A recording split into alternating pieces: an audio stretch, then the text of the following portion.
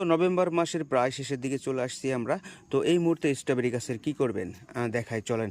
এই ধরনের যে পাতাগুলো একটু বয়স্ক হয়ে গেছে সেই সহজেই পাতাগুলো কিন্তু এখান থেকে টাস করে একটু টান দিলেই কিন্তু সুন্দর করে ভেঙে যাবে এবং এই পাতাগুলো সাফ করে ফেলতে হবে। এই যে এখানে একটা বয়স্ক পাতা। তো এইভাবে কিন্তু এর সব সময় গোড়াটা এরকম ক্লিন রাখতে হবে। এই যে এত সুন্দর থাকবে এবং কালারটা দেখছেন কত সুন্দর।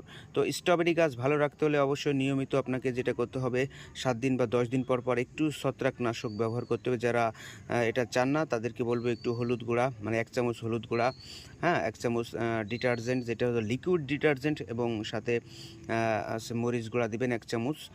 এগুলো মিক্সড করে সাথে যদি আরেকটু পারেন যেটা হলো 5 থেকে 6-7 কোয়া মতো এরকম হচ্ছে রসুন, এটা থেতো করে রাখবেন। রেখে এটা স্প্রে করতে পারেন 1 লিটার জলে। সবগুলোই কিন্তু 1 লিটার জলে দিয়ে আপনারা এটা 7 দিন পর পর স্প্রে করতে পারেন।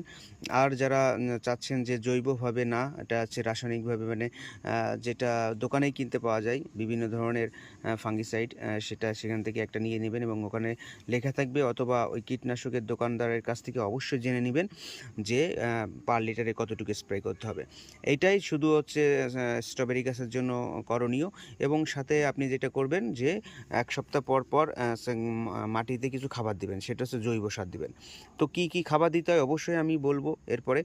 জৈব সার কীভাবে কত প্রকারভাবে দেওয়া যায়, হ্যাঁ সেটা অবশ্যই আপনাদের ভিডিওর মাধ্যমে নিয়ে আসবো। তো আপাতত গাছগুলোর গোড়ায় দেখবেন যে শুকনো পাতা থাকলে সেগুলো, বয়স্ক পাতা থাকলে অবশ্যই সেগুলো ভেঙে দিবেন।